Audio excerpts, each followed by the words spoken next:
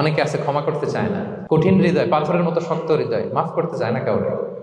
উনি আবার মুনাজাতে বসলে আল্লাহ আল্লাহ আমারে মাফ করো, আল্লাহ আমারে ক্ষমা করো, কাঁদতে কাঁদতে বুক ভাসায়। উনি ক্ষমা চায় মাগার উনি কাউরে ক্ষমা করে না। এরকম ডাকাত আছে না নাই? চিন্তা করছেন? উনি ক্ষমা চায় আল্লাহর কাছে, কিন্তু উনি ক্ষমা করে না। প্রিয় ভাইরা, ক্ষমা করুন। যে ক্ষমা করে সে ক্ষমা পায়। আচ্ছা, একটু চোখটা বন্ধ করে, চোখ বন্ধ করলাম আমি, জানা অজানা পাপের পাহাড়ের দিকে তাকালাম। এবার একটু চিন্তা করেন যে কি পরিমাণে ক্ষমা আল্লাহর পক্ষ থেকে আমার জন্য প্রয়োজন। প্রয়োজনের তাগিদে হলেও ক্ষমা করুন। খেয়াল রাখবেন, যে ক্ষমা করে সে ক্ষমা পায়, যে অন্যকে ক্ষমা করে না সে ক্ষমা পায় না। তাহলে আল্লাহর কাছে ক্ষমা চাওয়ার আগে আপনি আপনার পাশের লোকদেরকে ক্ষমা করবেন। পারা যাবে তো ইনশাআল্লাহ? ক্ষমা এটা সবাই করতে পারে না, এটা অনেক বড় মহৎ গুণ। যার হৃদয় বড় সে ক্ষমা করতে পারে। লাইফটাকে জটিল বানাবেন না, অল্প কয়েকদিনের দুনিয়া এমনিই কেটে যাবে। এটা ওই দিকে যেন না ঠকি, ওইটা খেয়াল রাখবে। ওইখানে ঠকলে সব শেষ, আমও শেষ, সালাও শেষ। ওইখানে যেন ঠকে না যায়, এটা খেয়াল রাখতে হবে। তাহলে প্রথম ফ্যাক্টর হচ্ছে সুখী সমৃদ্ধ জীবনের। Will make our life simple. Simplicity is the কি টু হ্যাপিনেস। আপনি লাইফটাকে সিম্পল করবেন, আপনি হ্যাপি হবেন। রাসূল সাল্লাল্লাহু আলাইহি ওয়াসাল্লামের জীবনের দিকে যদি তাকান, দেখবেন তিনি তাই করেছেন। সুবহানাল্লাহ। সহিহ মুসলিমের একটা হাদিস শোনাই আপনাদেরকে।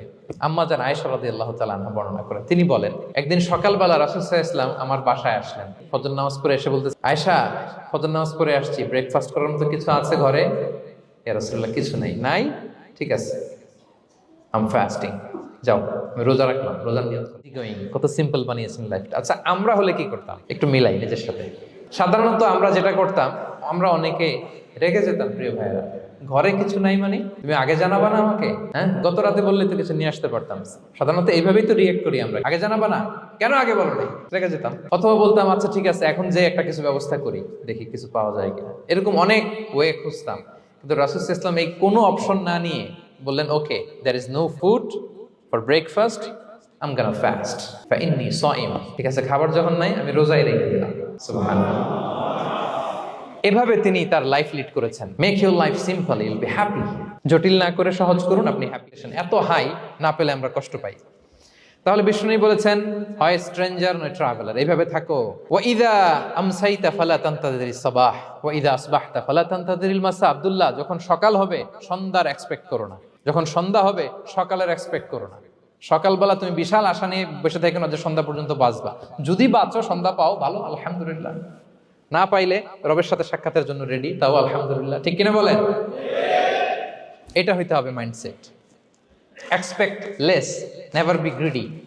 প্রত্যাশা কম রাখেন, আপনি হ্যাপি হবেন। কিন্তু আমাদের মধ্যে অনেক এক্সপেকটেশন, যেটা আমাদের কষ্ট দেয়, অসুখী বানায়। আরো লাগবে, আরো লাগবে। অনেকের মধ্যে, সবার না, অনেকের মধ্যে এই প্রবণতা আছে না নাই? প্রত্যেক বনি আদমকে যদি একটা করে স্বর্ণের পাহাড় বানায় দেওয়া হয় বা উপত্যকা বানায় দেওয়া হয়, সে চাবে আরো একটা স্বর্ণের পাহাড়ের মালিক কিভাবে হওয়া যায়। আচ্ছা বলেন তো, একটা স্বর্ণের পাহাড়, এটারে বেচা খাইতে খাইতে আমার 14 পুরুষও খাই শেষ করতে পারবে? তার একটা দিয়ে আমি কি করব? কিন্তু বিষ্ণু বলেন, অনেকের প্রবণতা আরেকটা চায়।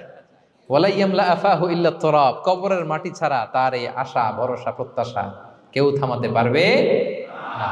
তাহলে আমরা যেন গ্রিডি না হই, লোভী না হই, আমাদের এক্সপেকটেশন যেন কম থাকে।